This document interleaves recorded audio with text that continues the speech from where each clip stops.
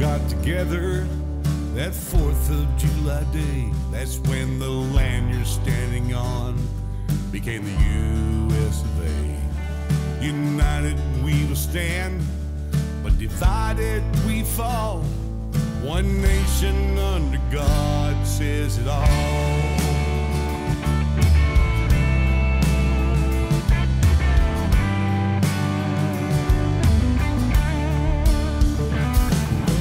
Men are created equal, words written in by hand.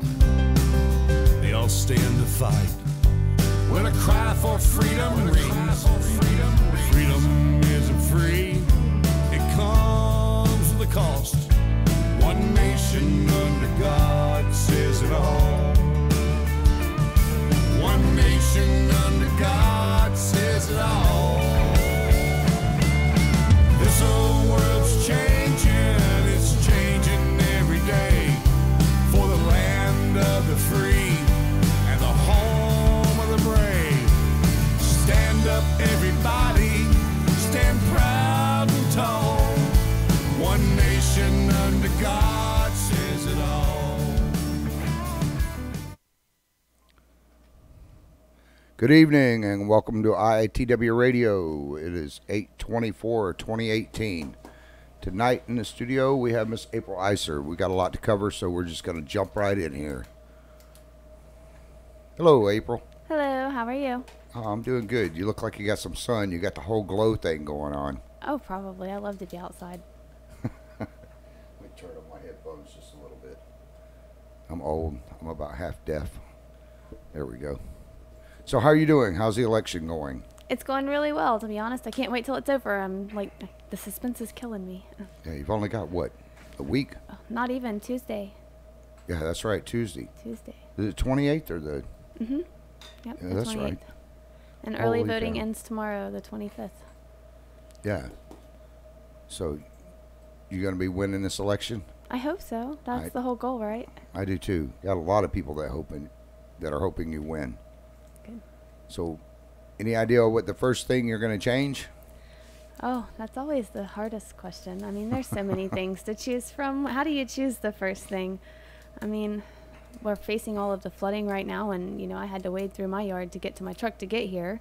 The lack of internet, which, as we all know, because I've said it so many times, it brings education, better health, better employment. You know, there's the roads, the roadsides, the ditches, the culverts. I mean, how can you possibly choose one thing to do first? Yeah, well, that, and you're going to have to get along with, or try to get it coordinated with, 4 other people. Right. So that's right. I'm only one person. Right. Yeah, but you're tough. And in one of the interviews, I said, if you could take me on, you could take on anybody in Putnam County. You said, bring it on. Oh, no, let's go. Matter of fact, we have that in our trailer that's on the YouTube channel. Nice. I saw, was it last week or the week before last, you were in Crescent City? I was, yes. They had a meet and greet at the Women's Club down there. Okay. You know, I always like to get to mean and the nitty gritty. What was the deal with the guy wearing the sandwich board the up there? sandwich board. The sandwich board, yes. It said, April T. Iser threatened me. And, I mean, I don't know what he considers a threat, but I told him basically that he needs to do his research better because he's put 2 unresearched allegations against me so far. That I'm part of the good old boy system and that, you know, Terry and I being cousins all plays into that and everything else. And then he tried to take one of the things that I did for community service / advertisement and turn it into a completely negative thing by saying I bought a Christmas tree and put it in my living room. Completely absurd. So I told him, I was like, you know, maybe you should do your research before you put another allegation out there against me. So I guess he considers that me threatening him. I don't I don't see how you could be a threat. I mean, you're a tiny thing. Right, yeah, you know, whatever. I mean, to each their own. I love his sign. Actually, we drove by his sign the other day. It's in front of his, it's at the end of his driveway on the side of the highway. And I had to stop and let my husband look at it because he wasn't at the event with me, so he didn't get to see it, and I didn't get to take a picture of him, so, you know. Oh, it's too bad.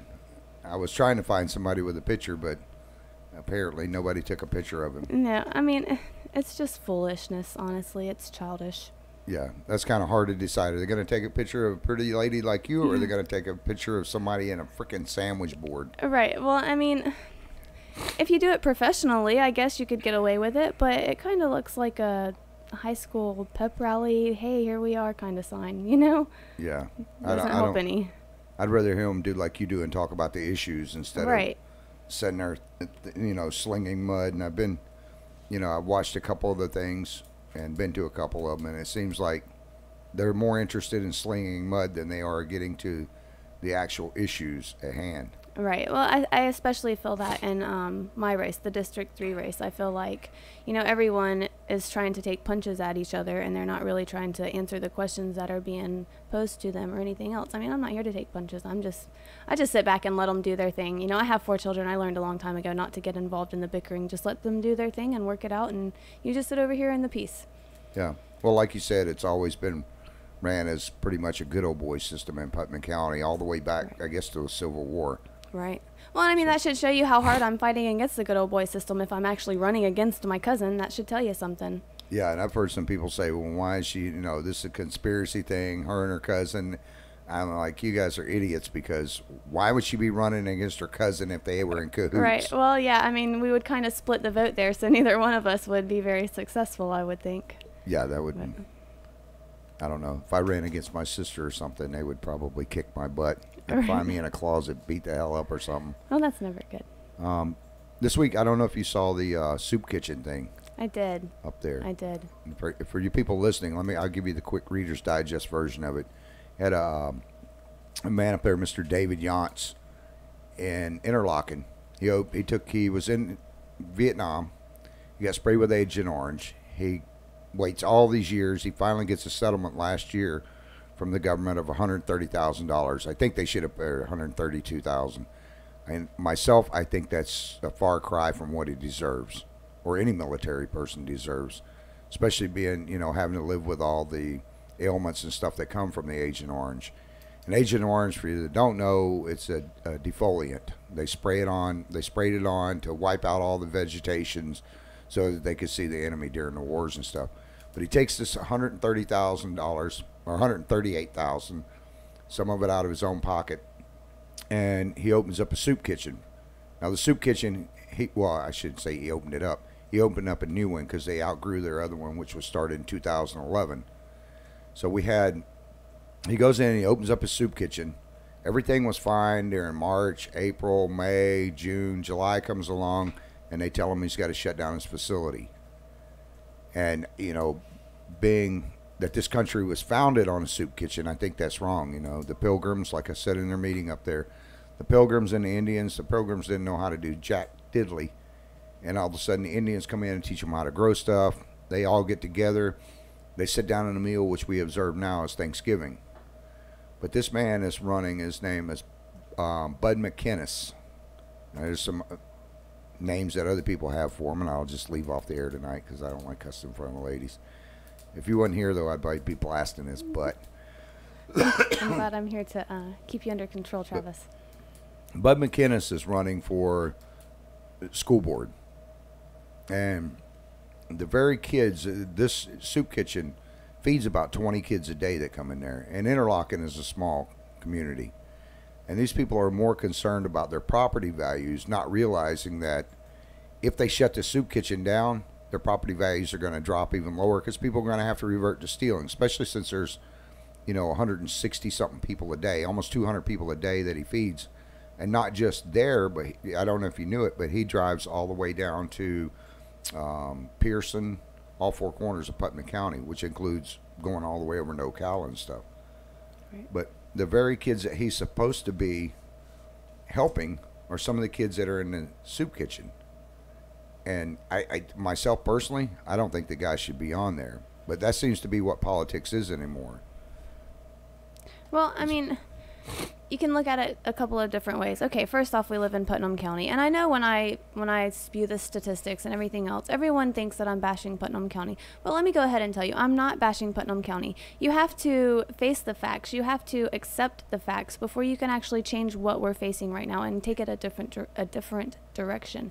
But if you want to look at it property values wise, we live in the poorest county in Florida. Just about our property values are about as low as they're going to go. I mean, I don't really think you're going to be affected much more than you already are. If you want to look at it as food insecurity wise, I came across a statistic the other day, and if I remember correctly, it was approximately 15,000 people across Putnam County right now are food insecure, and 5,100 of those are children. 5,100 children in Putnam County right now are food insecure. They don't know if they're going to have dinner when they go home tonight.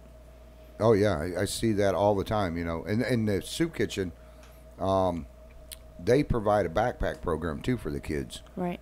Not just during the school year, but, you know, on the weekends and stuff. A lot of these kids, like you're saying, when they go home, you know, on the weekends, of course, they get breakfast at school and lunch at school. I was going to say summer's the most important to have the soup kitchens and everything else and all of these programs, because during the school year, you know, they're going to have breakfast and they're going to have lunch at least. Hopefully. But during the summer, they don't have school to go to. They don't have the breakfast. They don't have the lunch to fall back on to hold them over until they can make it to school the next day. Yeah, so you support the soup kitchen he's got going on and what he's trying to do then? At this point, I do. I mean, you know, I'm all for regulations and I'm all for zoning and stuff like that. And I can understand where they're coming from at a property value standpoint. But like you said, I mean, we have to help them before we just throw them out into the streets, because then things are just going to get worse. Yeah, if they don't get it there, then they're going to have to go to stealing. Right. Like I was talking to Mr. Yance the other day, and he said he had talked to one of the, I believe it was the police chief up there, and he asked the police chief, he said, let me ask you a question. Your kids are hungry, your wife, your kids, you're all hungry, and you're starving. He said, now, if you walk across Hitchcock's parking lot up there in Interlochen, and you see a bag of groceries in the back of somebody's truck, would you steal them, you know, to feed your kids? Sure. And he asked me the same question, and I told him, sure I would. You know, I'm going to go to jail. I'd have to steal a whole truckload for this much. Right. You met my son. He's a big boy. Right. 17, he eats probably more than half the people at the soup kitchen combined. But it just struck me as interesting, and thank God that the zoning board did the right thing. Although they put some restrictions up, they told him that he has to put up a chain link fence around the property. Right. That doesn't make sense to me, because if you're going to do it for that one business, then you should make all the businesses require that. Sure, it should be consistent. Yeah, I'm glad they did, you know, that they went ahead and gave him the variance, but I just somehow don't think it's... Well, did they give a reason as to what the chain link fence would provide? I mean, you're still going to see the property, you're still going to see the people there, so it's not offering any privacy or, you know, taking away the visibility of it. So what was the purpose of the chain link fence? I'm really not sure, because at one point they had talked about, you know, and it's a nice facility. Do we have a picture? We have a picture of that facility when you can find it, Chris. Let's bring it up. Damn, you're good.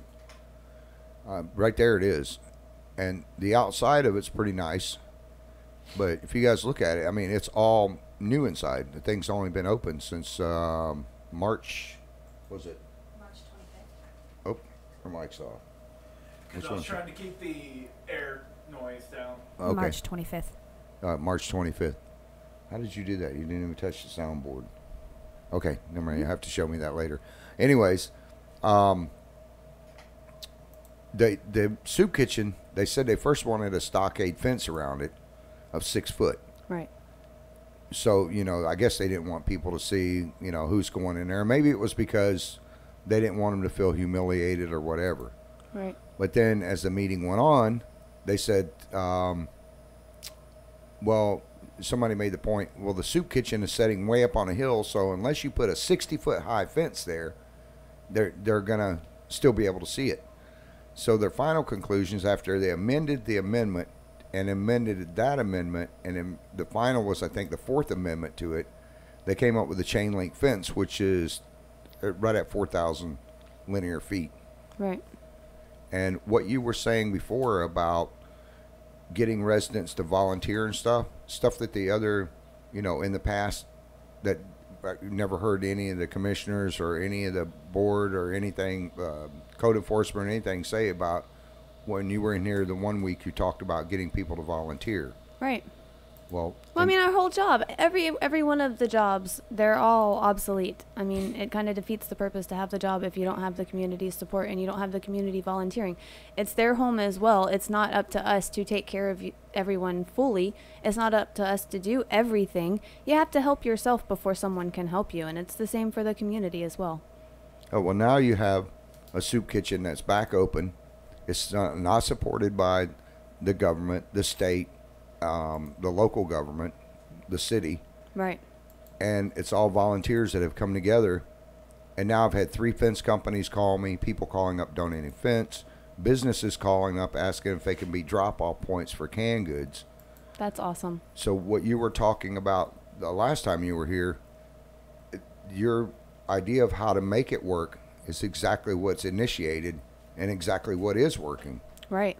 So I got to give you kudos on that Thank one, girl. you. I mean, if you got more plans like that, you know, and that's my exact thinking too. You know, I'm probably going to make a lot of people mad by saying this.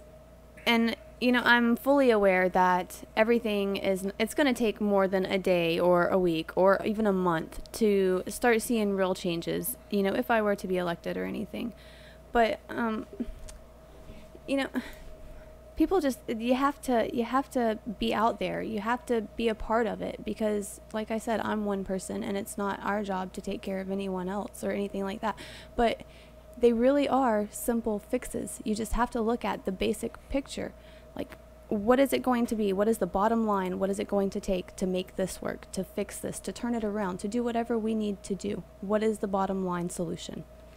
It's that simple. It really is. Yeah, which, I mean, it was simple. All I had to do was write an article, do a couple of radio shows on it, and then show up at a meeting, and that's what made the difference with all the people there at the meeting. Right. And you know what I found? It's the community supporting something that they stand for, that they believe in.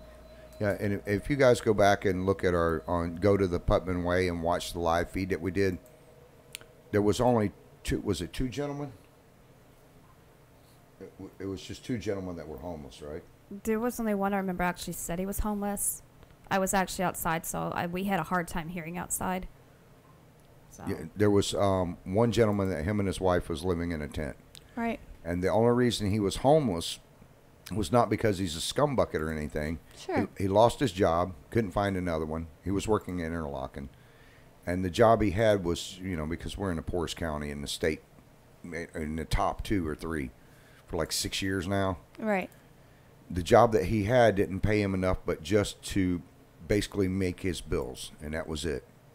And he wound up losing his house to foreclosure, and then he lost everything. And him and his wife are living in a tent down in the woods. Mm-hmm.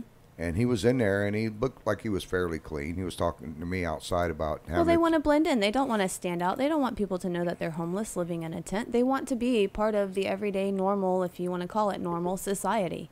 And a lot of these cars, April, a lot of these people had cars. Right. That they were driving up there, but they only But a lot of them live in their cars as well. Yeah, there was 2 families, I think, that was there that live in their cars. The one lady got up. She's putting herself through college. She's going through nursing college. And she had her daughter with her. And she said that, you know, by the time she pays tuition, fuel, works a regular job, she doesn't have that much money to feed themselves. Not only that, but to have to buy the books, especially for a program like that. You know, when I was taking classes at the community college, half the time the books that were required for the semester cost more than the tuition for the semester. Right. I know my daughter's going through that same thing now. And now you can't buy the used books like you could then because of all the regulations and crap and the way things are changing and medical is advancing so fast. So that, you know, and I see her point, but she had her daughter. It was kind of funny because she asked if she could go first or next because her daughter was sleeping on the floor. But that's how important it was. There was another lady that had, she has the same condition that I have with her heart and stuff. The mitral valve is bad. She had a couple stents put in. And her thing was that by the time she pays for her medical or her co-pays, and since they've changed the opioid laws and stuff, now she has 5 trips a month she has to make in her 4 and 5 trips, where she has 4 and 5 co-pays. Right. And then her prescriptions, she has to get them filled every 3 to 5 days, you know, until they get it straightened out or get her a pain specialist. Right. So that law is just totally messed up. But my point it's right is, there along with a few other ones, but Yeah, my point is that they rely on that soup kitchen, and most of those people there have cars. It's not like they're scum buckets. Right. They have houses. So what's some of the other plans you have to maybe get people involved? I mean, you were talking about the parks and stuff. Definitely, we need parks. One of my biggest things right now, because everyone is experiencing it. Like I said, I had to wade through my yard to get to my truck to get here. I even drove my truck because it's a 4-wheel drive, and I was like, I don't want to get stuck when I get on Travis's road, so let's make sure I bring the truck today. We need to take care of that, and I think having some kind of online system where people can submit their comments or their requests or, something being wrong, their complaints, there we go. That'll help us narrow down, this is what we're really facing, this is what the people really want. It'll kind of help us set a priority list.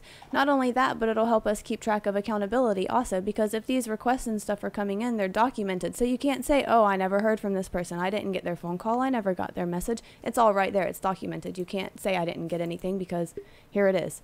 And it's like, take the flooding, for example. If you had people submitting to this online this portal, then you can look at it and say, okay, well, there seems to be a lot of people in this one area that are complaining about something. Let's go check it out. Let's fix it. You could send one person out there to assess the situation and see what we need to do before sending a whole crew out or whatever.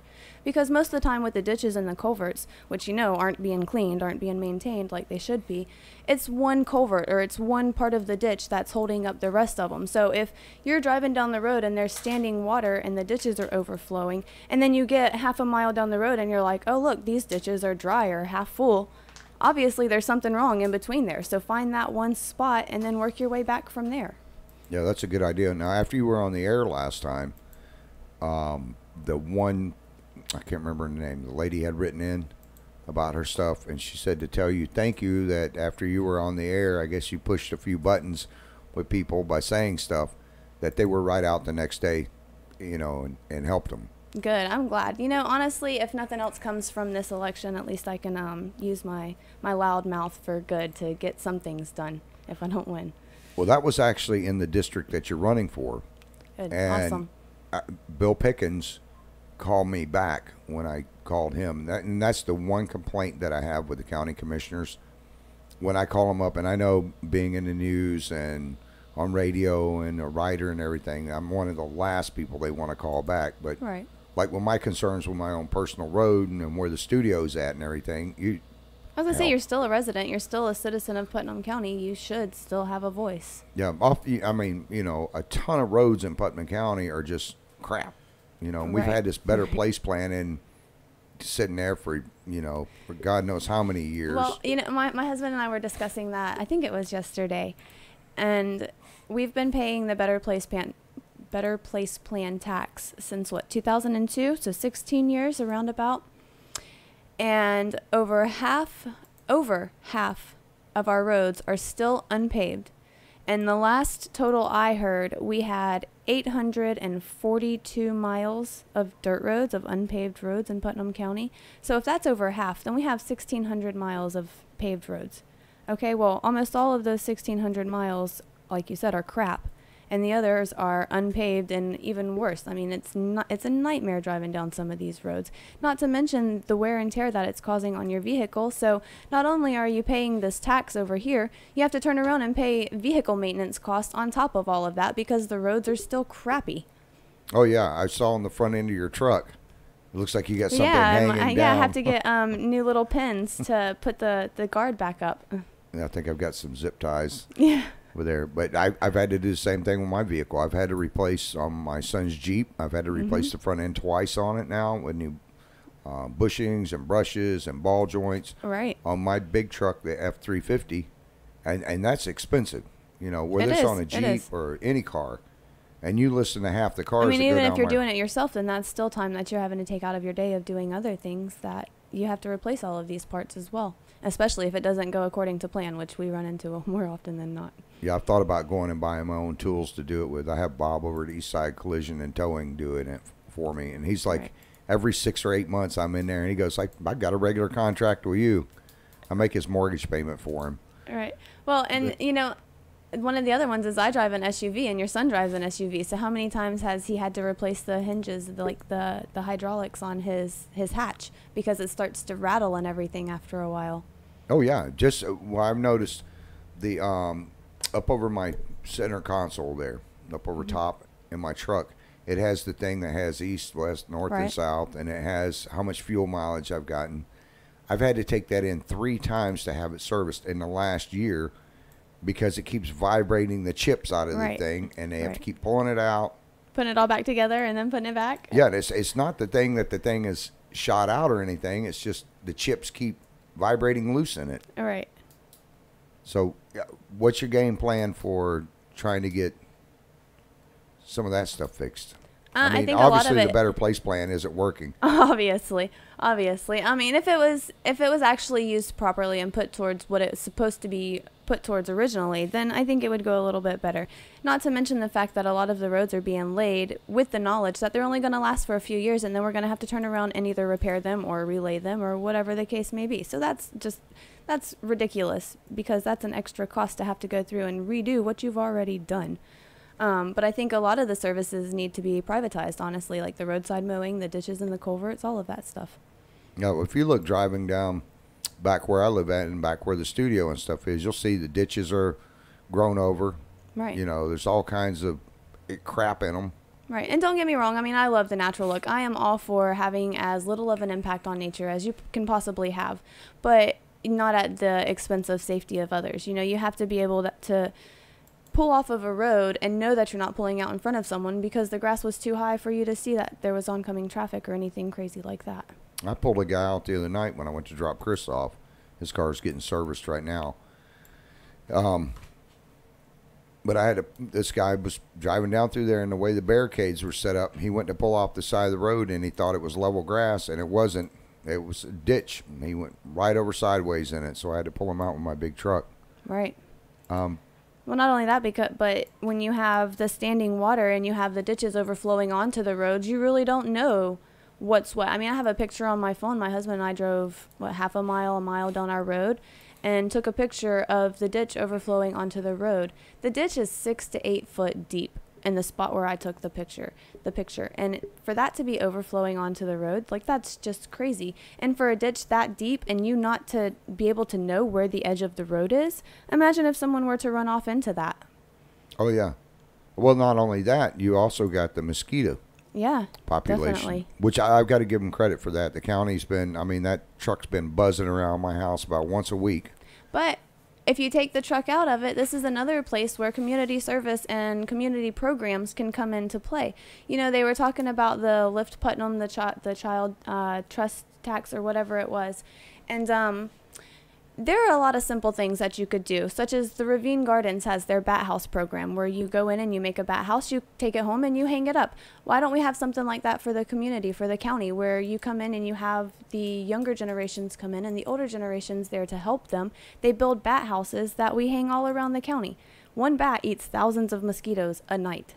Oh, yeah. It's just little things like that. And then you have the community betterment programs, you know, because you have these children out here learning how to do things, and it's benefiting the community because you're not having to put such a strain on the mosquito trucks and the personnel that are running that job as well.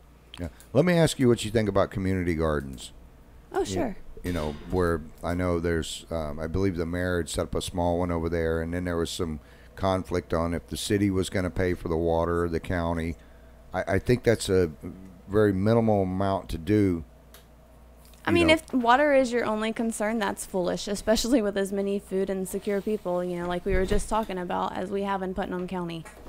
Yeah, that's, to me, that's, you know. And we have plenty of property to say, here you go, why don't you use this piece here? Well, that's the other thing, too. You and I had talked about that off the air one of the times when you were in here, about taking a piece of property, grading it off, letting people come out, the county provide the seeds and stuff, and then making a community garden where if you work in that garden, you get a portion of that garden. Right. Or there's one, is it Waterworks over in town has it, where they have it sectioned off and you can buy a section of the garden and have your own little garden there too.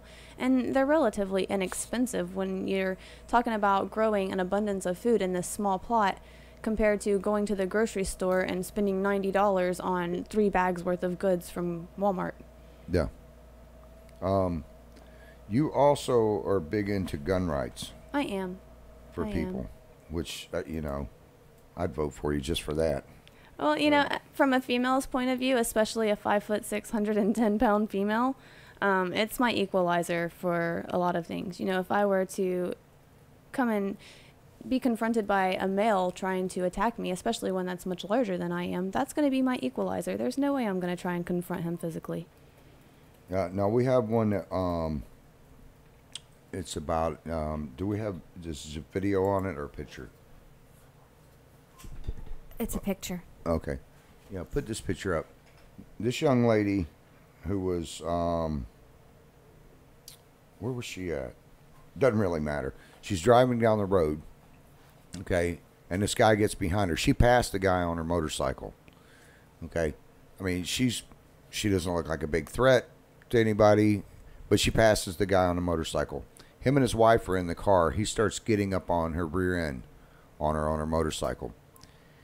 And she's getting nervous, getting all antsy. So she speeds up a little bit. The guy approaches her closer and is getting within a safe distance of her. I mean, he's getting right up on her bumper. Right. She decides to pull off the road a little bit to get over. The guy goes to pass her on the shoulder, and he's trying to force her into another car in oncoming traffic and stuff. Well, at that point, she speeds up, and then she drops back and goes to pull off the road. Well, the guy comes up. He hits the brakes. He gets behind her, comes up, and pushes her up against the guardrail and just starts beating the living crap out of her. She said in the interview that he had pushed her helmet up so far that the strap was actually choking her. Right. And she couldn't breathe. And he beat her. She had internal injuries and all kinds of stuff. So she reached into her jacket, and she had a concealed weapons permit. And she pulled it out and shot him in the torso. Well, the guy died later, and she didn't get charged for it. But how do you feel about the concealed weapons permit and people being able to protect themselves? Oh, definitely. You should definitely be able to, especially for situations like that. And from the picture, I mean, she didn't look much bigger than I am. And like I said, how are you going to confront most men out there physically when you're the size of one of us? I mean, it's just not going to be, even with the martial arts that I take, there's no way that I'm going to try and go take on some big guy. Yeah, it's just not going to happen. I'm going to work smarter, not harder. So. Yeah, there's a picture of her. Right there. Yeah, she's not much bigger than I am. So, I mean, you have to protect yourself. No one else is going to do it. Yeah, I think you might be a little taller than her. She's like 5'1". Yeah, I'm 5'6", so. 5'6", yeah. She's 24 years old. Aubrey Baldwin. Well, you know, one of the things that got me started on it, you said she's 24. Around 4 years ago, my aunt was kidnapped and murdered from Walmart in Vidalia in broad daylight. It was 5 o'clock in the afternoon, broad daylight, and he stabbed her to death with the knife that he stole from Walmart.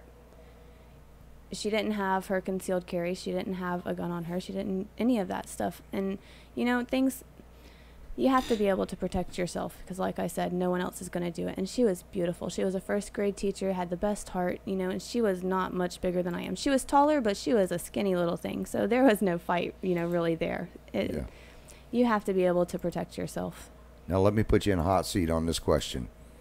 Our governor came out, and I know you're going to have to work with him and stuff, so I'm trying not to get you in too much hot water here. Sure. But our governor came out, along with Pamela Bondi and all them, and they put a restriction on anybody under 21 as far as being able to buy a gun or concealed weapons permit. Right. So under that, we were talking before we went on the air, under that same law, they're not allowed to carry, what is it, pepper spray or stun guns or any of that stuff. They're not allowed to carry them in their purses, their backpacks, anything like that without a concealed carry permit. And the reason I say that is because my daughter is 19, and we talked about this earlier. She can't protect herself. She has 2 stalkers. She's a waitress, and she's a pretty girl. Maybe I'm biased on this, but I don't care. But she has, you know, she's like the all-American girl, cheerleader type, just like the one that just got murdered out there. Right. About the same MO. You know, she's in her second year of college. That girl, if she would have had a concealed weapons permit, she would have been able to shoot Rivera when he came in, or when he started stabbing her. And I guess I read the autopsy report today, and I'm not going to get into all the specifics. It's pretty nasty what the guy did. But how do you feel about that? Do you think the law should be changed back? Oh, definitely. You know, I do have to work with them if I'm elected and all of that. But I'll tell you flat out, I think that's a foolish law. I think that's one of the most foolish laws they can put out there as far as gun control. Because, like you said, she's 19 years old and she doesn't live with you. So it's not like you can protect her. She lives in her own home. What is she supposed to do if one of her stalkers decide, hey, let's take it to the next level, and there he is in her home, or there he is shoving her into her car? What is she supposed to do? All right. And like you were telling me before, which I wasn't aware of it, you know, I admit when I don't know something, but you schooled me on the fact that, you know, here I thought, you know, I could carry a stun gun or give my daughter a stun gun to carry in her purse or whatever to, you know, ward off any attackers, but she stands a chance of going to jail and be arrested for that, correct? Right. Well, I mean, it depends on the police officer that you get, but it is actually against the law to have them in your purse unless you have a concealed carry, your concealed carry permit. Because the stun gun, the tasers, I mean, they're weapons, no matter how you look at it, they're weapons. And then the pepper spray and the mace, they're chemical weapons. So once you put them in your pocket or in your backpack or in your purse, then it's a concealed weapon. So there you're breaking the law right there unless you have your concealed weapons permit. Yeah, you need to go apply for Pamela Bundy's job. I have to work my way up a little bit, I think. Well, you're working your way up there now. What was the other question I was going to ask you about that? Yeah, so what would be her best recourse for going and getting that reversed? Or is there any fighting it at all? I mean, you see the laws and you know what they are. Is it one of those things once they take away a little piece of your rights, then? Well, isn't that how it always works? You know, and what's really sad is they're not even taking away our rights. We're giving them to them. The whole tactic is they scare the crap out of us, and then we say, oh no, here are my rights, just protect me. And then you give them away little by little so you can be protected, so you can be taken care of. But instead, you should be saying, no, this is my right. It's my right to protect myself. It's my right to take care of myself and to take care of my family, and that's what I'm going to exercise. So we definitely need to start pushing back. That's part of the problem. You know, they're getting away with a lot of things because people aren't pushing back appropriately. They're not pushing back as hard as they should be. So that's one way to do it. Another way, I mean, I guess really would just be to sue the state, because especially if she has 2 stalkers and now she has no way to protect herself, they're putting her in direct danger, I would think. Yeah. And that's what my worry is every night, you know. She calls me when she's getting off work just so she has somebody to talk to on the way to her vehicle. Security, in case something happens. Yeah, so that if something happens, like in the movie Taken, right, she'll be able to give me, and God forbid anything ever happens to her and I find out who it is, because I'll be going to prison. Well, see, and now that's a bit twofold, her doing that as well, because her being on the cell phone with you, there's the security factor of why she's doing it, but then it also takes away from her awareness. You know, she's not going to be as alert looking around the parking lot and making sure there's no one coming up from behind her or beside her or whatever the case may be. Yeah, in the place where she's working at, they don't have anybody walking her out at night, you know, and it's a parking garage. Right. Well, and that's one of the courses, one of the courses that I teach is called Refuse to be a Victim. And it's actually a non-firearms course. And it's basically situational and spatial awareness. You know, like I said, don't walk through the parking lot with your cell phone in your face, because you're taking away from your alertness of seeing what's going on around you, who's approaching you. Not only that, but it's something as silly as, okay, I'm parked here in this spot, but here's this crazy looking van parked next to my driver's door. Let me get in on the passenger side, because if I'm standing there trying to open my door or unlock my door and I have my back to this van, it's nothing for them to slide open that door, yank you in, and then you're gone. No one's the wiser. So it's just little things like that. You know, there was a spook a couple of years ago where they would play the recording of a baby crying on your porch to get you to open the door. And then once you opened your door, you know, bad things happened. So it's stuff like that. Don't open your front door for just anyone. Know what you're getting into and be aware of your surroundings. All right. Now, one of the things that I taught my daughter, and I don't know if you guys, let me grab my keys right here on the other desk, but I've always taught her to walk with her keys like this in her hand so that if anybody comes up, she can gouge them in the eyes. I mean, that's no guarantee. That's how I was taught, but you have to think about something like that. That requires that person that's attacking them to get into close quarters with them. Right. You have to be up close and personal. I carry the same thing. I carry a couple of things. Let me pull out my weapons here. Uh-oh, pull out the big gun. Let's see. So I carry this one, and it's called a tactical pen, and it's a writing utensil. It's an actual pen, but you can stab someone with either side. And then this side over here is the window breaker. So, like when you're trapped in your vehicle or something, you can just bust your window easily with it. But you can stab someone with either side of that. And it's almost like the keys, but it's a little bit longer, so it gives you a little bit more space to stay away from this person. Chris, and it's a little more dangerous than the Chris key. has got you zoomed in now. There we are. So pull it out and show them again. And it's aluminum. It's spacecraft aluminum, so it's not going to cave in or anything of the sort. Now, what does something like that run? This one is $15, $20. I want to say this one is $20. But then I carry something like this also. There's a couple of things on my keys. This is called a Kubaton, and it's a keychain. There are all my little keys hooked to it. It's a Kubaton, and it's basically the same thing. It's a stabbing device. So instead of having to walk like this with my keys between my fingers, I have something that's a little more sturdy. It's a little longer, and it's meant for that. And not only that, but there's ridges all inside of, all along the outside right here, the surface.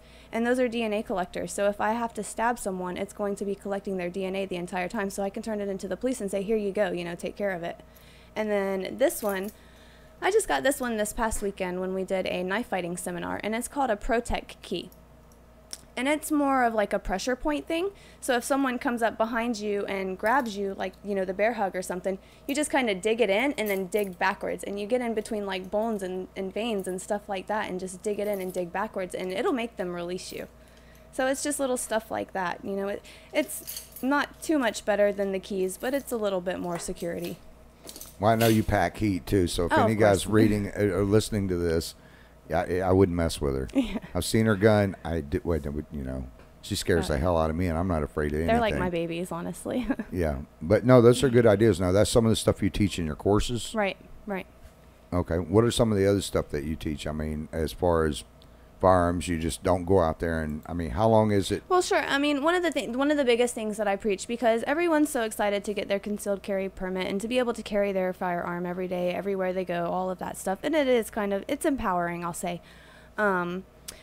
It's one thing to have your concealed carry permit and to have that everyday carry firearm, but it's a completely other thing to know how to access it and use it correctly when the situation actually calls for it. So we train defensive shooting, we train in defensive shooting tactics where if someone's right here, how are you going to get your shirt out of the way? If this is where you're carrying it, how do you get your shirt out of the way and get your gun out without shooting yourself first? If you're carrying it in your purse, a lot of women think, oh, I pull it out of my purse. But when you just have your purse down here and you pull your firearm out of your purse, well, now you've just flagged everyone around you with your firearm. Whereas instead, you should pull your purse up, get a hold of your firearm, and then yank your purse away from your firearm and have your firearm where it needs to be at, in the beginning when it comes out of your purse. And it's just little stuff like that a lot of people don't even realize. They think, oh, look at this fancy new purse. Let me carry my gun in here. I can get it out easily. But they don't know the proper way to do it without putting everyone else around them in danger. Right. Now, do you see, obviously Florida's not an open carry state. Right. And there's very few of those in the United States. But would you like to see Florida turn into an open carry, or do you see... honestly, my Judge is my favorite gun, and my Judge is a little too big for me to conceal. So if it was an open carry, I would carry that thing around everywhere with me, and it's a big old revolver. But being an open carry, it's kind of a twofold, because when someone comes in, they might think twice about robbing a store or a restaurant or whatever the case may be, because, hey, there's someone there with a firearm on their hip. But then again, you could become the first target, because when they walk in, they say, oh, that guy has a firearm, let me take them out first. So it kind of goes both ways. Yeah. Yeah, I just see it as violating our constitutional rights when it says the Second Amendment says, I should be able to protect myself, and then I've got the state telling me, well, no, you can't, and that's always been a big argument. You know, I actually had to change my business name because I was being harassed by Facebook and PayPal and everyone else because the name of my business was Iser Firearms. Well, apparently firearms is a trigger word, so everyone was just, they were up in arms about me having this as my name, and I kept trying to tell every one of them, I'm not actually selling firearms, you know, that'll come later, but I'm not actually selling firearms. I'm only giving instruction. I'm only an instructor. That's it. Oh, well, you still can't do advertisements. You still can't take money for this. And I have a hold on my PayPal account, so any money that comes into my PayPal account actually has to go through a hold for a few days before they'll release it to me, and it's just stuff like that. So now my business name is Iser Defense, so that I'm not triggering anyone or any companies or anything of the sort. So and that's sad. I mean, that's violating my First Amendment, I would think, for you to make me change my business name because you're bullying me, basically. Well, that and it's like waiting on a gun. You got, now you have to wait on your money, and you're not even selling guns. Right. So tell the listeners, where are some of the places that they can't, they come into you, and I come into you tomorrow and I say, I want to get a concealed weapons permit. Where are the places that I can't carry them? My general rule of thumb is if there's a government employee there, I just don't carry into that place. State parks and national parks, stuff like that, are kind of the exception because you can carry when you're hiking and camping and stuff like that. But if you go to the state parks, you can carry there. You just can't enter any of the buildings or any of the cabins or any of the structures, stuff. You have to stay on the hiking trails. You have to stay out in the middle of the open. Okay. What about churches and, Churches schools? you can, sure. Churches you can. Schools, of course, you cannot. Colleges and whatnot, and I'm pretty sure public schools are the same, private schools as well. But for colleges, you cannot carry your firearm inside the school, but you can leave it in your vehicle in the parking lot. They're not allowed to tell you that you can't have it in your vehicle in the parking lot. And then businesses, you'll come across a lot of businesses and they'll have the signs up where it says you're not allowed to conceal carry, you're not allowed to have your firearm, stuff like that. But a lot of people don't realize that those signs actually hold no legal weight to them. They can't tell you that you can't do something that you have the legal right to do as a business. The only thing that they can really do is if you go into their establishment and they notice that you have a firearm on you, they can ask you to leave. And if you don't leave, then you're trespassing with a firearm. So it gets a little bit more into that. But if they see your firearm, they ask you to leave, simply get up and leave, and that's the end of it. Well, the one thing that's always scared me about churches is, like, if I go into a restaurant or anything, especially here in the last 10 or 15 years, I've always got my back sitting against the wall where I can see the front door. I can see who's coming in and out. Like when you go into a church, you're sitting there, and look what happened out in Texas. Right. Well, we went to the 7-hour knife fighting seminar on Saturday, and it's with a bunch of our martial art guys that we take a couple of classes with, and we were all talking about it, and they were joking, and they were like, we all have our backs to the door, and I said, look, there's only one time that I have my back to the door, and that's if Daniel is sitting across from me, with his eye on the door, because he's going to be the first line of defense, and then I'm going to do what I need to do. But one of the guys made a joke about, oh, well, we're all good, because Daniel and April never go anywhere without their firearms. One of them has a firearm.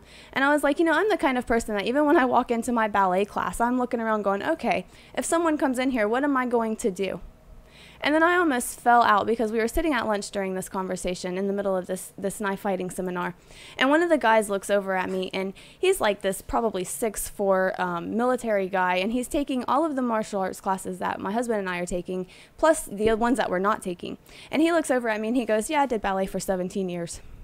Yeah, well, you're a little badass. I noticed the bruises on your arm, and we were talking before. I'm like, you normally see a woman with bruises, you're thinking, well, oh no, abuse. her husband's kicking her butt, whatever. Right.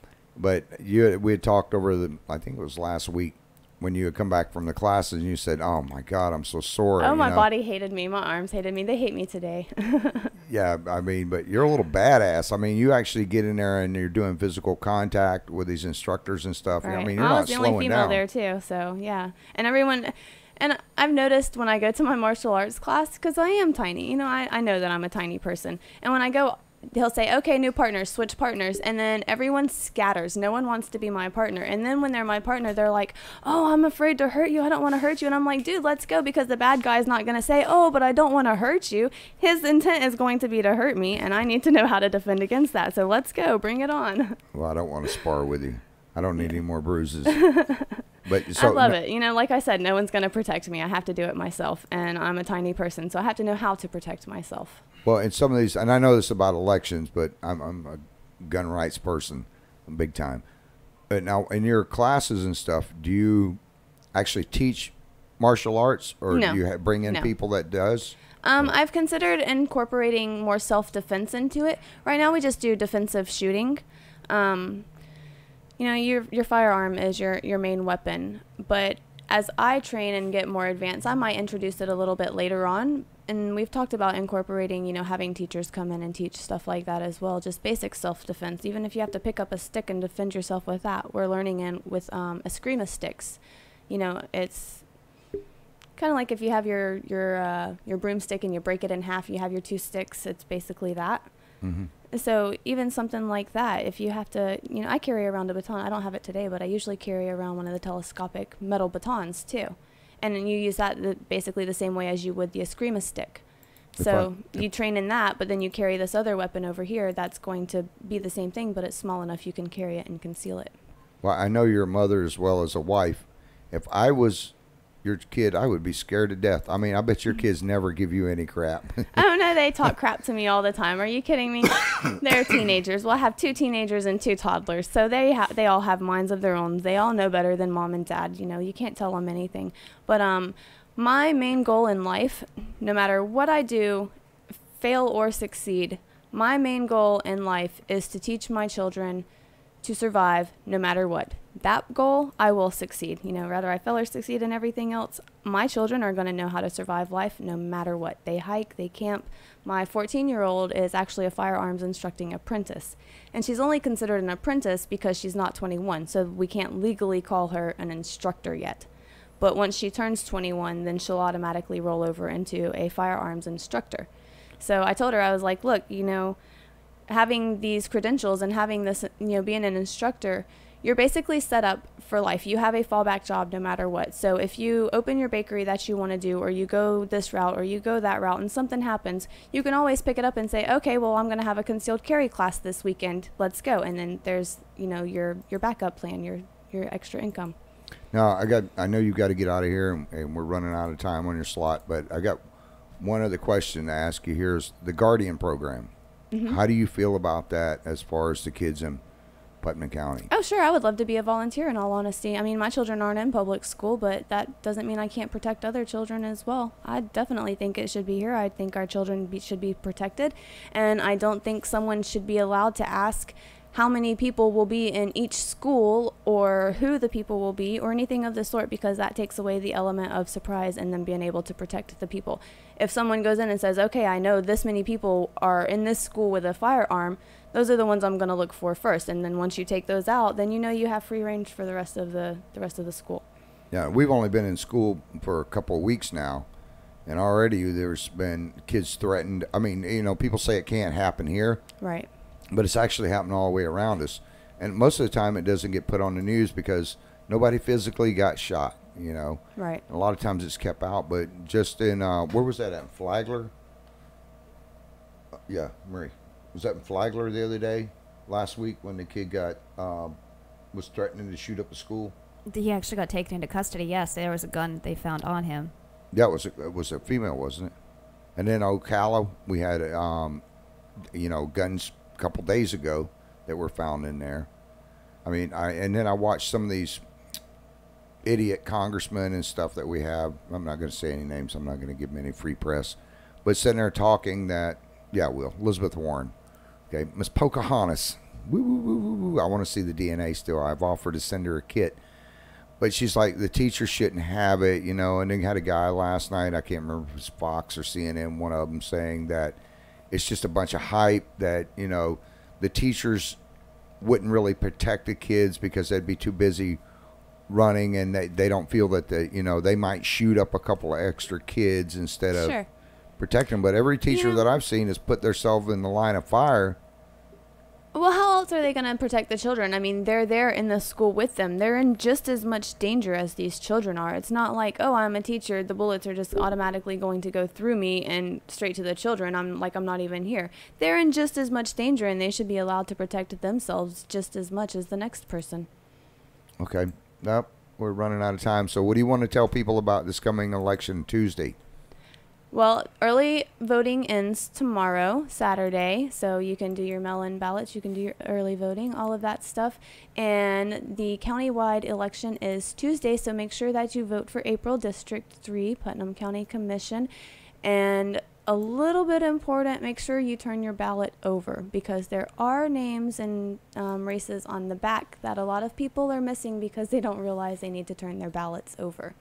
Those are important decisions that you need to be a part of making also, so make sure you do that. No, well, you're the only person that I've endorsed this year. I want to thank you for coming in. Yeah, we got a copy of the ballot right there. Right, yep, there are 2 sides, so make sure you turn them over. Hey, I see your name. Why did they put your name down at the bottom? That sucks.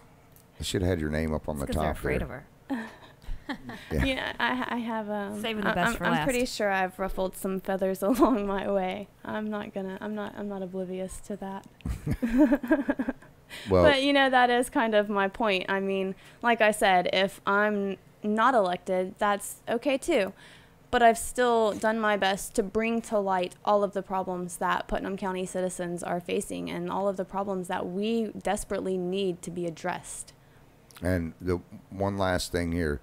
When you get in office, of course, you're going to try to set up the portal, which the people, I know you're not going to be able to return every call because, right. You got 70,000 nut jobs in Putnam County, and I'm one of them. I think if we can set up the portal or something of the sort where they can actually submit their complaints and they can submit their concerns, I think that would cut out a little bit on everyone trying to call in to their county commissioners to say, hey, look, this job isn't being done. You're not doing your part to manage these people over here who aren't doing their part. So I think it'll kind of cut out a little bit of that when they can actually submit their complaints and then say, okay, but here's a paper trail, if you will, of this is where I submitted it. You saw my complaint. Why hasn't it been taken care of? And then that'll kind of help us set a little bit of priority also. Because like I said, if so many people are complaining in one general area, then you can say, okay, obviously there's something going on over there. Let's go see what it is. Rather it's a road condition or the ditches being backed up or their yard flooding, whatever it is. Yeah, now, again, I'm not bashing any of the county commissioners. I know that when you get in there, it's hard for you to return. So that's a great idea because I know just from what I'm doing, I give them 6,000 emails, every few days. Right. Obviously, I can't do them all. I rely on Tammy and Marie and Chris and Cameron and everybody to bring them together and put them in different areas. Sure. And they, some might be on what's roads, some might be on animals, but that's exactly what I do. Is I get in there and then I can answer in bulk. But the thing that I've seen is a lot of people want to argue. Mm-hmm. There's no arguing when you write back and forth. Right. Well, and that completely takes the argument out of it because a lot of people are trying to handle things on Facebook right now. Like there's such an absence from the county. And when I say the county's being poorly managed, when I say that there's an absence from the county, I don't mean it's just the county commissioners, because the county commissioners are 5 people. 5 people out of 70-something thousand that live in Putnam County. 5 people out of the many people who manage and run the county. They're only 5 people. It's not all on them. There are, it's the departments and it's everyone underneath them as well. So it gets to be a lot, but if you have this online portal system, then like you said, it's already automatically categorized of, okay, this is I'm complaining about animals, or I'm complaining about flooding, or I'm complaining about the road conditions, a pothole or something like that. It's already separated and sent to where it needs to go, and it's organized in that way. And like I said, I think it will offer a little bit more accountability for the jobs that aren't being done. See, if I was in office, I'd say, oh, you got potholes? Call Domino's. I hear they're fixing roads for you. Right. Well, it's not just the potholes either. We have the sinkholes, too. I don't think Domino's is going to fix the sinkholes that we're facing. The overgrown ditches and everything else.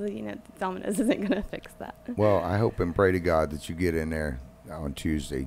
Now, once you get elected, and when are you going to actually be going into office? You've got to wait until January, or? I'm not quite sure how all of that works. Honestly, I've been honest with all of you the whole time, and I'll tell you when I don't know something, and that one I don't know. I'm kind of learning some of these things as I go.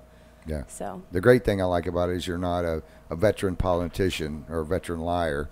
My face doesn't allow me to lie, in all honesty. She's got an honest face. Yeah, I do. Yeah. Plus and, a lot of people... I have what you call RBF, you know, we'll say a different word. It's resting witch faced. So if I'm not smiling at you or interacting with you and I'm just sitting in like a calm mood, then I look like I'm pissed off or something of this sort. Like that's just my face. I'd so hate to have I her can't. mad at me. Yeah, I can't lie. My face doesn't allow it. Yeah, well, I'll be This is looking. who I am. This is what you get. I know you got to get out of here. I know you got a family and stuff. You know, your mother and a wife and stuff. So I'm gonna let you get on out of here. We're gonna go to commercial. But thank you so much for coming in, and thank you for caring enough to run for the county. And to want to make a difference. And Yes. I hope and pray that people will vote for you, and that, you know, I'll be going, April, call me. All right. You know, All right. hopefully I won't have to say that. Well, You and already I'm gave trying me my your word. hardest. You know, I was up until I think 3 or 4 o'clock the other morning responding to comments and stuff like that on Facebook. So I mean, I'm trying my hardest. And if I missed you, then just send me a message again. You know, Wow. maybe it got lost in the. I hope Sandwich Board doesn't win. So, Yeah, I'm not gonna let him have it that easy. He's gonna have to fight for it at least. yeah, right. If it comes between me and him. But thank you again for having me. All right, girl. Again here. Well, we'll get you in after you win the election. Yeah. So, all right. Well, you have a great day, a great evening, and we'll talk to you later. Thank you so much for coming Thank in. you. All right. Good night, April. Good night.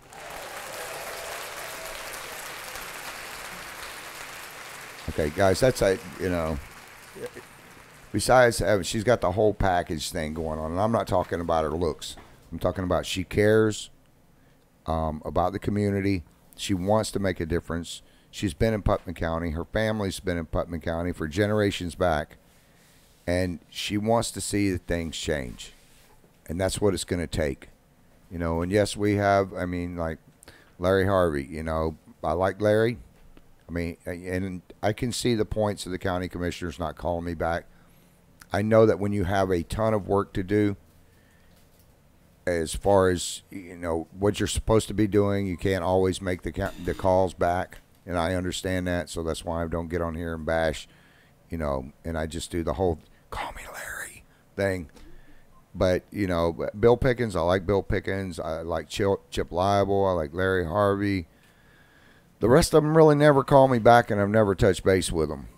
So I can't say a whole lot about them. I know in my district, and I know in April's district and District 3, I have called the person that's sitting on the bench there now quite a few times in the last year. Not one call back. Not even a kiss my butt. I've left my cell phone. They could at least text me. And it's not me. It's when I have elderly people that are concerned. But I guarantee you, if you guys call me up and you say I've got this going on or this going on, and April hasn't called me back, you know, maybe she's too busy over here trying to get the ditches done or whatever. I'm sure that if she calls me up, that, or if she doesn't call you and I make a call, that she's going to answer my call. So, all right, we got to pay some bills here. Oh man, I didn't bring the apples out here with me. I can put up the picture and go grab them real quick. Yeah, no, that's fine. We'll put them up Monday night. Sats the Stand, Matt and Luann's Produce. That is in Satsuma, right across from the old Kangaroo, where the Dollar General shut down. The Kangaroos shut down. They're not shut down yet. So I'm sure when they move out 17, they might move locations. They might move back off the road. But they have that place, and they have the place in East Palatka. Very important to get out and keep, as Amanda from Palatka Cinema says, hashtag keep it local, you know. But you go in there and see them. You can't miss them. They're by the weight station in East Palatka, and then they're in Satsuma. They have the best produce around. Matter of fact, the radishes that I ate earlier make me burp a lot. Man, they're good, though, and they're fresh. And they've got apples. What was the other things they had? You know what? Several peppers. They have a ton of peppers. Yeah, they had peppermint or No, mint. It was just mint. Yeah, mint for making tea and stuff like that. They've got that in cut fresh. They just bought in muscadine grapes today. They've got corn, all kinds of stuff there. You guys go over and see them. Okay, O'Reilly's Auto Parts. I don't have what they've got on sale, but they have a lot of stuff on sale. Go over there and see JR. They're on 19. They're Monday through Saturday, 7:30 a.m. to 9 p.m. Sunday from 8 a.m. to 8 p.m. But go over and see JR or Tracy or Brian or any of them. and they guarantee to beat anybody's price as long as it's advertised locally. They'll beat the price or match it. And they do not do internet matching. Okay. Mr. Bird. One of my favorite businesses. Bird Sales and Ink. You can rent to own there. If you don't have good credit, go in there for a couple $100 down. You can walk out. They'll deliver a storage shed to you. It might have it might be a greenhouse, it might be a gazebo, a tiny house, whatever your needs are, they've got them there. If you do have credit, then they will finance you, or they have finance companies. I got the apples. Marie went and got them out of my truck for me. Check these suckers out. They're huge too. These are the green ones. They've got red ones down there. What did you say these were? Macintosh? Granny. Those are Granny Smith. Granny Smith. Eat one of those. Tell me what it tastes like, Chris. Hold on, I'm trying to do other things. Chris. I'm messing with you. You said you would eat Nice one and on crispy. the air. Show how nice and those look in the Here, let me thing. see it. They're not all brown nasty apples. So. Oh, crap. Now how nice and fresh those are. So Yeah, that thing's pretty it's a white. big bite. Good Lord. Mommy never to picking on piss you, you Chris. off. I eat apples this size in like 5 bites. I guess so. Now, you got the whole mustache thing going on. You're looking pretty good. Here, jump over here in my camera. His camera's down right now. Say hi. Wait till the boy gets a mouthful, then make him say hi. Here, hold on. Take a bite. Good God. I'm glad he didn't mistake my microphone and bite it in half. Hell, I can't afford to buy another one. These things are huge. Anyways, get over there and see them. We got cars coming up next. Community Auto Repair Specialist. They're open Monday. You're not choking, are you? No. Snow White. Trust me, I'm not going to be the prince that kisses you if you fall on the ground from choking on an apple. Community Auto Repair Specialist. They're open Monday through Friday, 8 a.m. to 5 p.m. They are closed Saturday and Sunday. Like I say every week, they have a new baby. It's cute as a button, too. And anyways, they do front end alignments. They have tires where they sell the tires at cost. The only thing you pay for is for the mount and balance on them.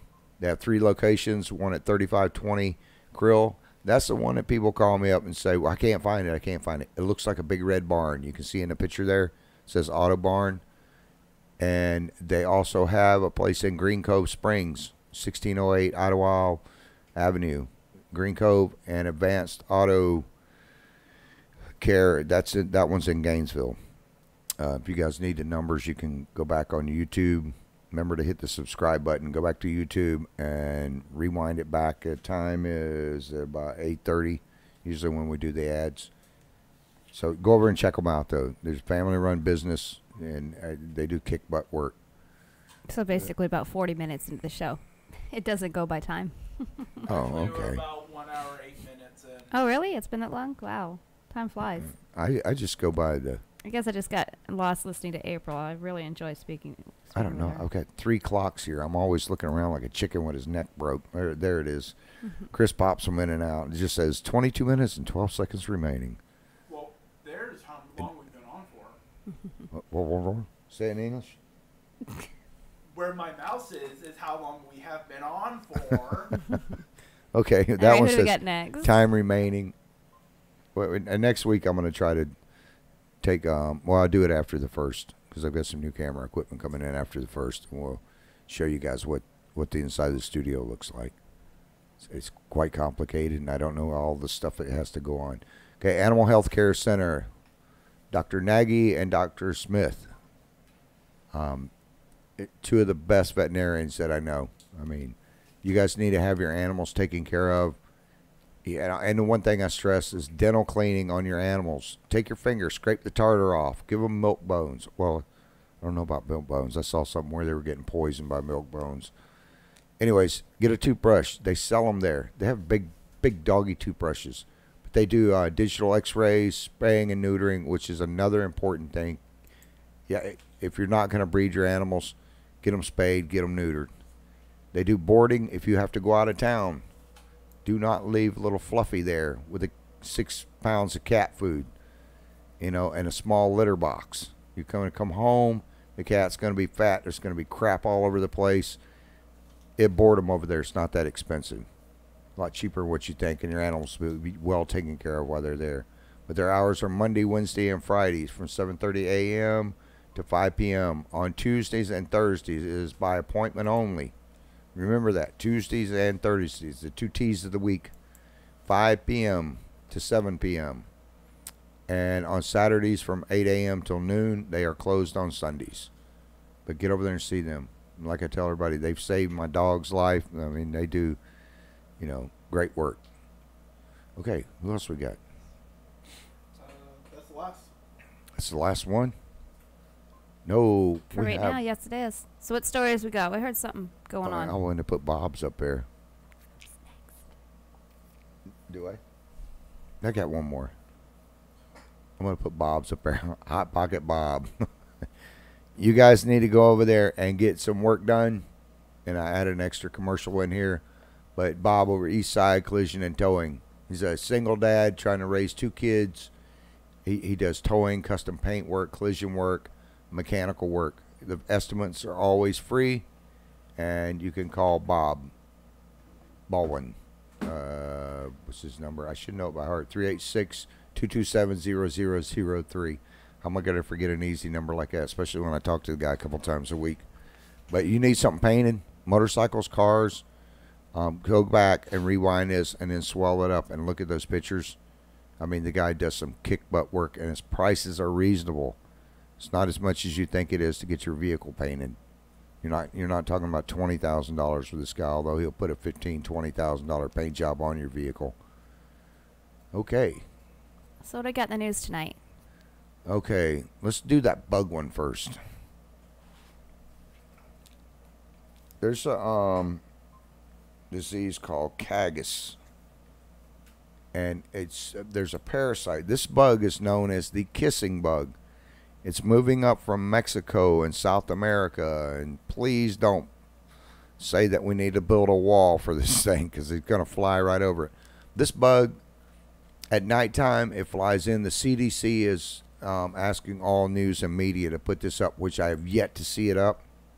They put it up 2 days ago, but yesterday was my day off. And they put this bug up, and what it does is it gets on your face, and that's the reason they call it the kissing bug. It gets near your mouth, your lips, up by your eyes.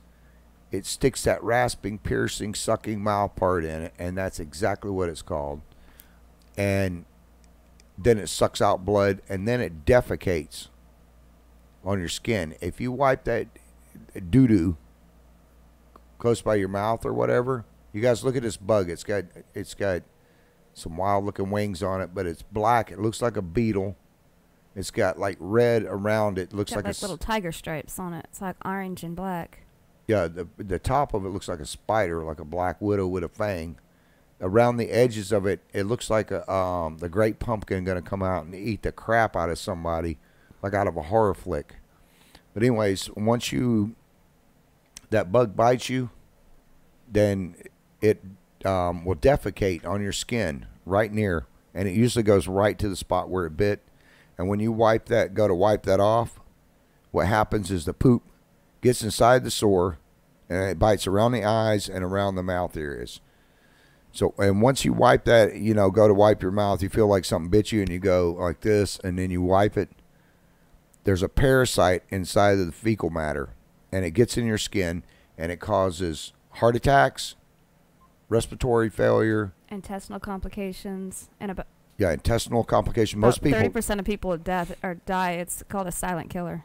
Yeah, do we have the map of where it shows every place that it's been? It's typically found in Central and South America, but the disease is becoming more common in the U.S., Canada, Europe, Australia, and Japan. So that's a nasty little bug. They call it that. I call it the doo-doo bug. Let's see. Yeah. Let's put this guy up. They estimated about 300,000 people infected with chigus in the U.S. right now, and about 6 million infected around the world. Yeah, so it's pretty serious, so make sure you guys pay attention. It's almost in every state in the United States. And if you're on the radio, look up kissing bug, Kissing, kissing bug. Yeah, I don't want that bug to be kissing on me. Now, a lot of people are saying, well, you do a lot of national news and blah, blah, blah. I got an email on it today, and I'm not ragging the guy. He was saying that, like on the Putnam Way, the newspaper page that we have, Tammy had put something up, and the guy was like, why are you putting up national news? I used the Putnam Way. Tammy and I started this to help out Little League and the Women's Battered Shelter and a few other organizations. We didn't have any idea that it was going to grow to 1 million people a week. But the fact that it has grown that by, and we're a news and media source. And even here on the radio, we promote music, but we do a lot of, news and media and stuff like that. The reason I do that is because Putnam County is not known anywhere in the United States except for a couple of counties around here. When people in Orlando, I tell them I live in Putnam County, they're like, well, where's that? Well, it's only like 3 counties away. Oh, okay. We use it to do that. So people want to know, want some news put up. Here's a guy that I'm going to put up right now. He was in Putnam County. He broke into one of our tractor supply places. Yeah, Fuchs. Yeah, Fuchs Tractor Supply. This guy started out, what is his name? Anyways, he went in the middle of the night and he got caught. Robert Hardster. He got arrested down in Orlando over by Tampa from a truck he had stole out of here. But look at the progression on this guy's face. Yeah, he doesn't look like he was going anywhere fast, did he? Kind of looked downhill instead of uphill.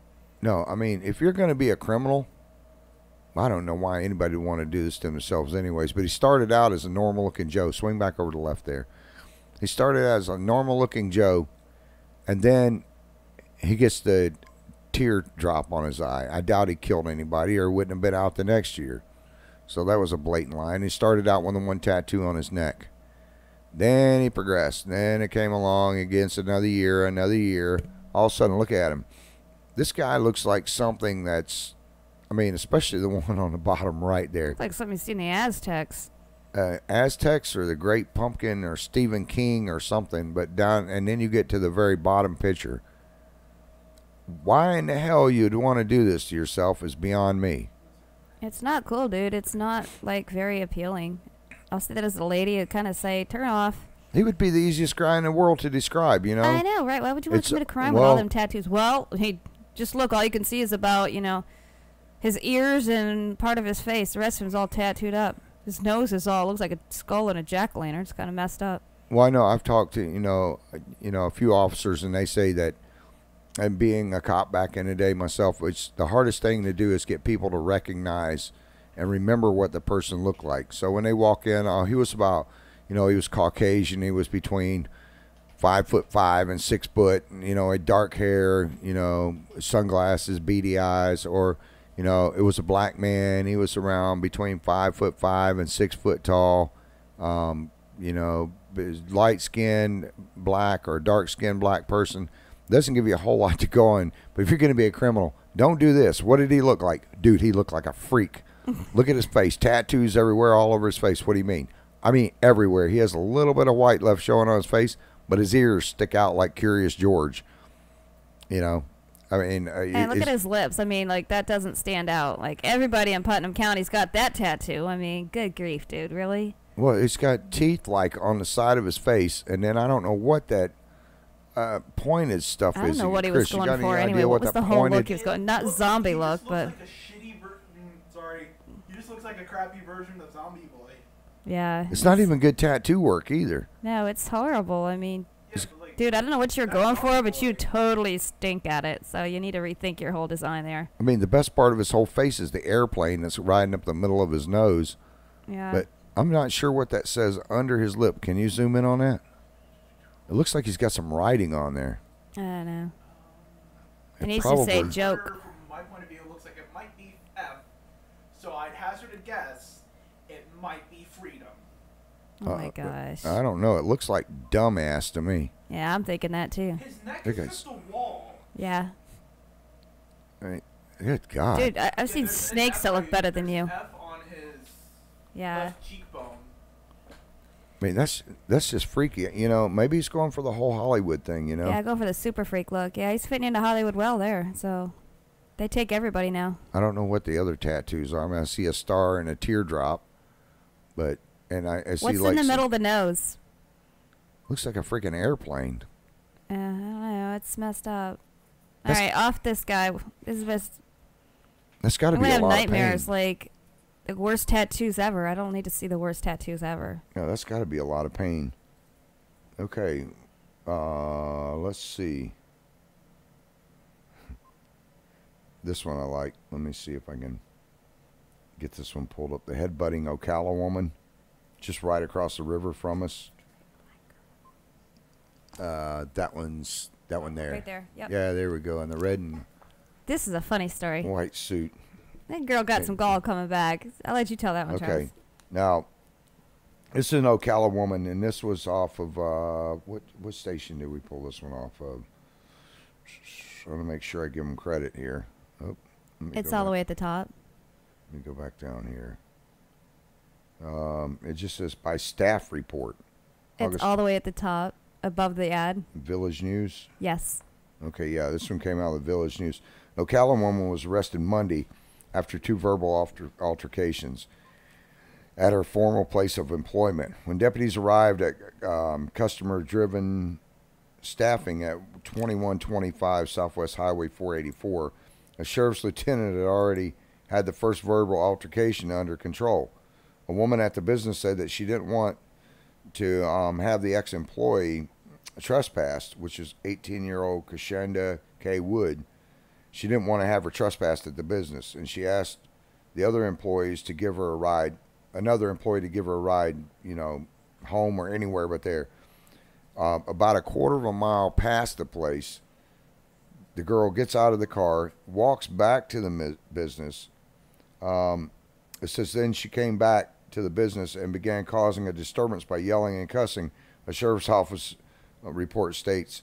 At the point, the lieutenant started completing a trespassing warning. And now this is after her boss, her ex-boss, tells her that she doesn't want it. She's trying to be cool to the gal. Says deputy had to tell Woods to stay back from him several times, but she continued yelling and coming toward him, the report states. Well, if you don't think our cops have to go in law enforcement's, and you guys that are out there screaming, you know, cops' lives don't matter, or roll them in. All lives matter. I don't care. You know, roll them up, fry them like bacon. That's a bunch of crap. And who's being racist there? Yeah, so Lieutenant warned Woods that she could be arrested for obstruction, for keeping him from doing his job as a law enforcement, but she ignored the commands. A short time later, deputy attempted to take Woods into custody, but she immediately began to resist. She pulled away as she tried to when they were trying to put her handcuffs on.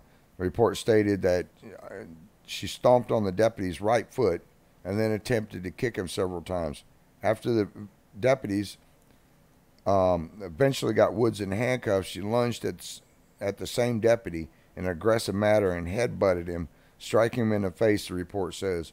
Then Woods began, when they were taking her back to Marion County Jail, she started kicking out the back part of the back part of the screen that separates the officers from the criminals in the back. What a nut job. We got another one that was cop involved, a Cordova woman that yelled racial slurs at the officer. Yeah. There's so much crazy stuff in the news. We're going to have to wait for a lot of this on Monday because we're starting to get cut short on time here. But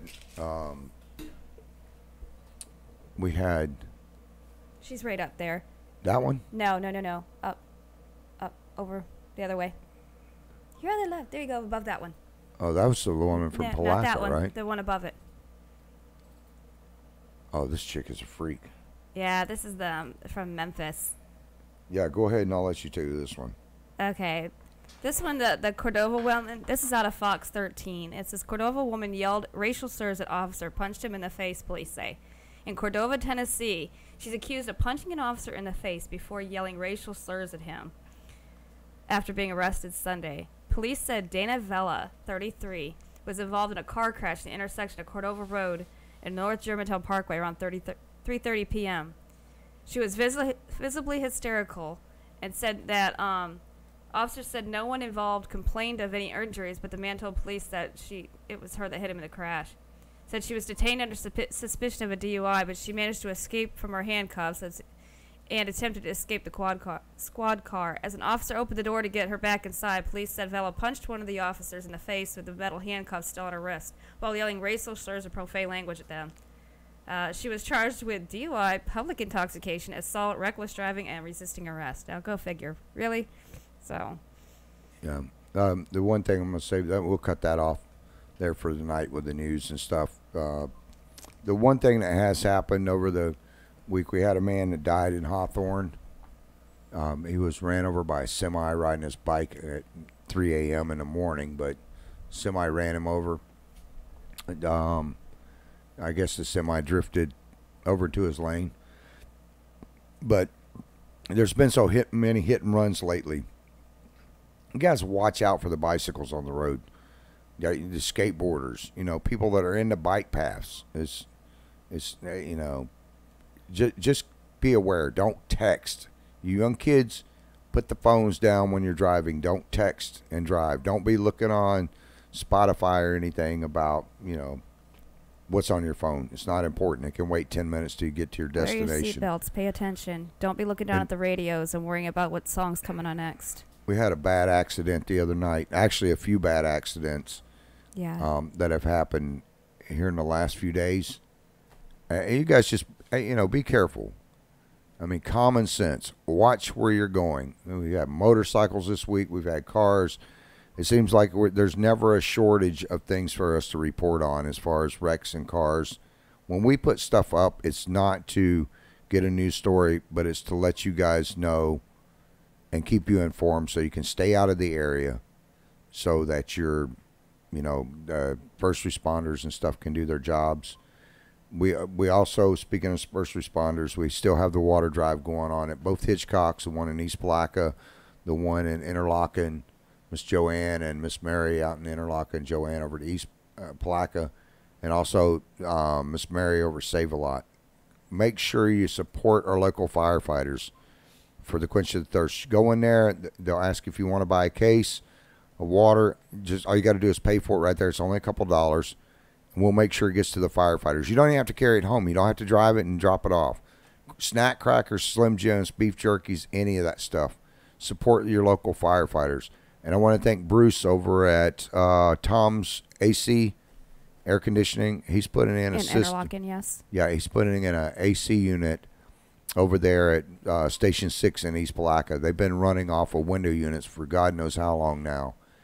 And he's putting it in at cost for them. I want to thank our followers. We have some good followers that are always willing to help people. So we want to thank you guys. And we appreciate you. And our artists like Calvin O and Tyler Riffley and all these other artists, during the day you can go on IITWradio.com or on Facebook, IITW Radio, or YouTube. You can listen to these artists. Make sure you hit the subscribe buttons on them. That way we can give away contests and everything else. But listen to their music. Support your local artists. Support your local businesses. And I talked to Calvin today. We're going to be having a concert. He's going to be performing one night. I'm going to announce it next week. So, but I want to thank you guys for listening and watching us. Remember is to honor your veterans. Don't kneel when the national anthem is played. Take your hat off, put your hand over your heart, and have some freaking pride in your country.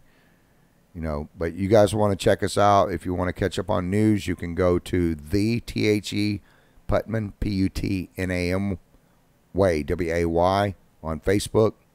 You can go to IITW Radio. If you go to YouTube, make sure you're on IITW Radio. You do hit the subscribe button. Go out to your local businesses like the Palatka Cinema and stuff like that and support your local businesses. But the main important thing is to be safe, be nice, and kind to each other. Remember the fallen that have died for this country. Remember your constitutional rights. And I think that about wraps it up, gang. I want to thank you guys for letting us come into your hearts, your homes, your souls. We get to mess up your mind a little bit. Remember, go out and vote this coming Thursday. Vote April Iser on the Tuesday. Don't vote for Bud McInnes. That's my personal opinion. Don't vote for him. We're going to have Tyler Riffley close this out. Thank you, Calvin O, for taking care of the stuff so we can keep playing your music before the show. We're out of here, guys. We love you. We'll see you Monday night. You guys have a good weekend and be safe. Good night, and Laura, by the way, hi to Tammy. Wait, I got to give my shout-outs. We got your sister, Mama B, Rosie, my niece, and all my nephews. We got your sister's been Aiden. My sister Lori, if you don't get on here. And she's Lee. She's been on here. She's been messaging you all afternoon. Lee. I got the third number of her phone number is 4904. All right, guys, we got to get out. We're closing it out now. We love you. Have a good weekend, and we'll see you back here Monday evening at 7 o'clock or 7:30. Good night.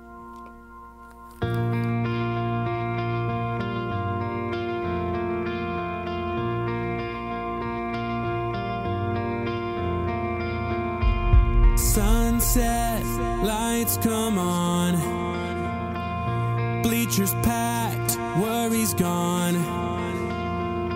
It's the real deal, that feeling inside when you walk out on that field.